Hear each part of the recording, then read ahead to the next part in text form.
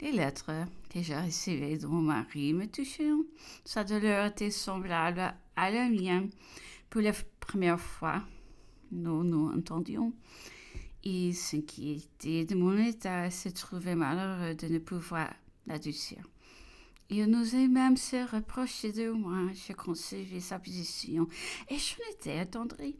Il m'avait tant fait souffrir qu'il devait craindre de ne pouvoir m'apporter aucune consolation.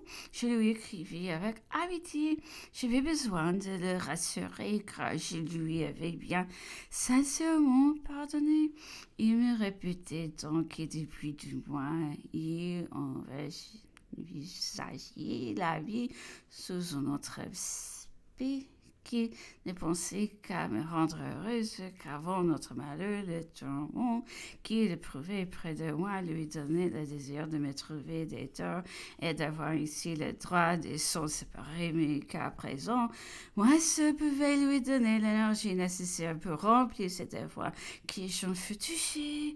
J'ajoutai foi à ce langage, mais je lui répondais que pour le bonheur, j'ignorais si je pouvais conquérir aussi que pour l'énergie. Je n'en sentais pas plus aucune.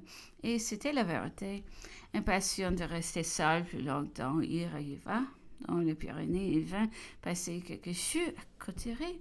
Mon chagrin me absorbait mon cœur tout entier. Il voulut être bienveillant et soigneux, mais toutes les nuances de son caractère malheureux perçaient au marais lui. J'ai tremblé en calculant que je vais peut-être encore à souffrir, et ce fut là ma première distraction, où notre sujet de foi était de ne plus me sentir la force de me sacrifier à son bonheur, de me donner du courage, chercher à me persuader qu'un si grand chagrin avait dû changer mon mari et que je devais tenter de nouveaux efforts pour le rendre heureux. J'ai demandé du temps, les idées de moi, m'occuper seul et je ne trouvais encore rien qui peut m'attacher à la vie. Les rois, j'ai que j'étais trop mal pour me parler d'autre chose que de la perte que nous venions de faire. Il se rendit à d'autres hauts dans le Pyrénées. Drew, il m'écrivit souvent, son unique désir était de se recommander avec moi. Il voulait, disait-il, et voir consentir avec joie. Un jour, sa lettre était tendre, une autre fois, il exigeait de moi de choses pour assurer son bonheur. C'était après notre recommandement pour donner l'exemple de toutes les vertus, de ne pas tutoyer les jeunes dames avec lesquelles j'avais été élevée et de ne jamais recevoir personne dans mon intérieur. Je demeurais interdite à des demandes si minutieuses. Autant plus que, comme je l'ai déjà dit, les femmes seules faisaient le service chez moi. Quand elles tutoyaient mes jeunes dames, c'était une habitude de pensionnaire que je vais conserver avec intention. Dans ma position si élevée au-dessus de celle de mes anciennes compagnes, j'aurais remarqué de la hauteur que de porter les plus petits changements à mes manières avec elles. Je les regardais le titre de reine qui m'était tombé en partage, qui est comme une obligation de plus de servir les autres et de les protéger. Je m'étais au contraire tout mon amour propre à valoir quelque chose par moi-même, à faire oublier mon rang et à obtenir les sentiments qu'on accorde ordinairement car égalité la plus parfaite. J'étais surprise de l'importance que mon mari mettait à une pareille niaiserie et affecté de retrouver la trace de ce caractère que j'ai mais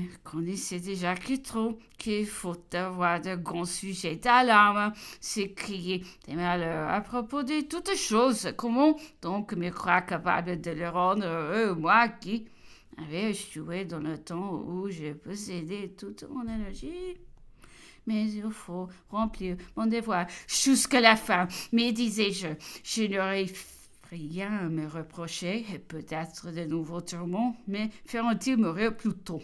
J'avais reçu de l'armée de l'âtre de l'empereur qui me grondait sous ma douleur, s'est plié de mon silence, me parlait du chagrin de ma mère qui m'ont été affligée. Ces victoires sont entre vous de tous avions terminé la guerre, réveillé en France, avait pardonné à son frère Jérôme, à sa première union, et allé le marier à la princesse de Württemberg.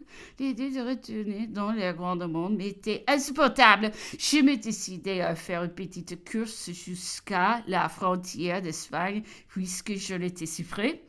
Comme je me plaisais à rester inconnu afin de jouir du voyage à ma manière, j'ai parti de Cotteret à cheval, me dirigeant vers une vallée éloignée et n'amenant avec moi que Madame de Broc, Monsieur de Boucheporn, homme âgé, préfet de palais et tout domestique cheval qui portait nos provisions.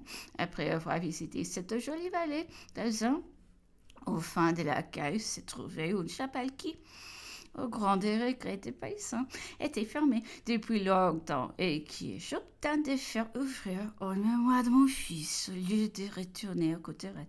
J'ai commencé mon voyage. J'ai dû passer la première nuit à Lourdes. J'ai fait le tour de la vie, afin d'entrer par la porte de Paris, dont j'ai tenu ce qu'on ne peut soupçonner que c'était moi arrivant à Cotteret. Pendant qu'on préparait le souper, j'allais me promener avec Madame de Broc dans la ville. Beaucoup de personnes étaient assises à leur porte. Je me prochais d'un groupe, j'eus bientôt une chaise et je me trouvais de la conversation, après beaucoup de questions d'où je venais, où j'allais au palais de la reine de Hollande, qui prenait les eaux à Cotteret. On en dit du bien et j'éprouvais du plaisir à m'entendre louer par des bonnes gens qui me croyaient si loin d'eux. J'ai parti le lendemain par la charmante ville de Pau. Nous laissâmes à Lourdes tous les chevaux des salles, à l'exception du mien qui fut attaché à une petite chaire à banque que nous louâmes et qui menait mon courrier.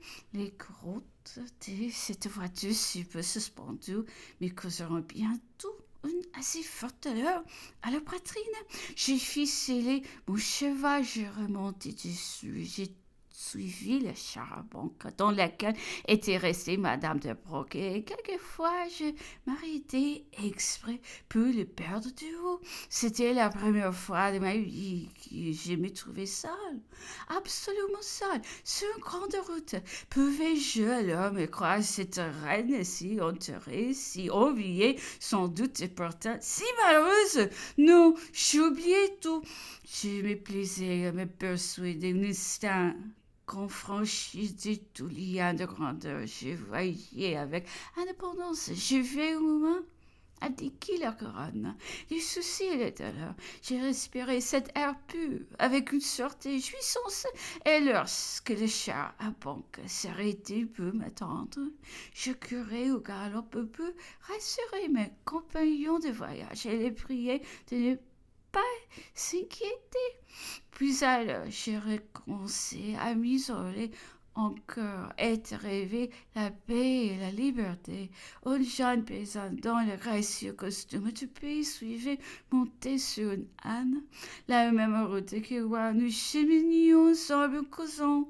Elle allait au marché, elle me mit au fait de ses intérêts. Plus il était simple et vulgaire, et plus je prenais plaisir à les entendre.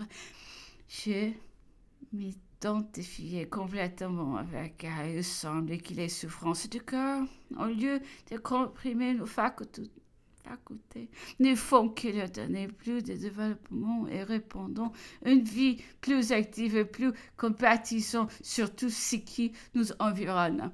Je m'arrêtais à la baie de Bertram. Nous en fîmes des uns, Ada et moi, et nous déjeunâmes tranquillement au bord du torrent. Je fus visiter ce château de Goraz, célèbre pas l'enfance de Henri IV. C'est que ce pavillon me distraire, je me croyais dans un autre monde. Cette façon de voyager, si nouvelle pour moi, me faisait oublier un moment mon existence et mes douleurs.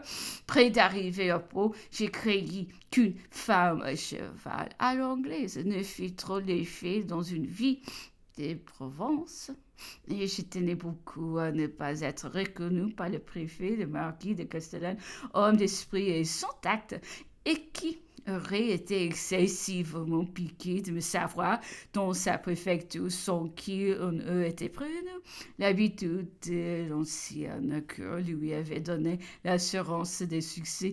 Quoique vieux, il avait encore les travers et les airs évaporés de la jeunesse dont il se croyait les agréments. Je l'avais reçu à Cotterêts. Il faut chanter de notre intérieur. Au milieu de 5 jeunes femmes, il avait fait beaucoup de frais et avait crié. Il ne fut que ridicule. La tristesse seule pouvait nous convenir. On l'avait vu dresser un cheval de femme pour moi au milieu de sa préfecture. Il m'avait engagé à venir voir les environs des Ponts de Bayonne et voulait m'accompagner partout. Les yachts de la marine viendraient me prendre. Mais mon incognito serait fort respecté, disait-il. C'était ce qu'avec sa manière d'être, je ne pouvais croire et je me décidais à y aller seule.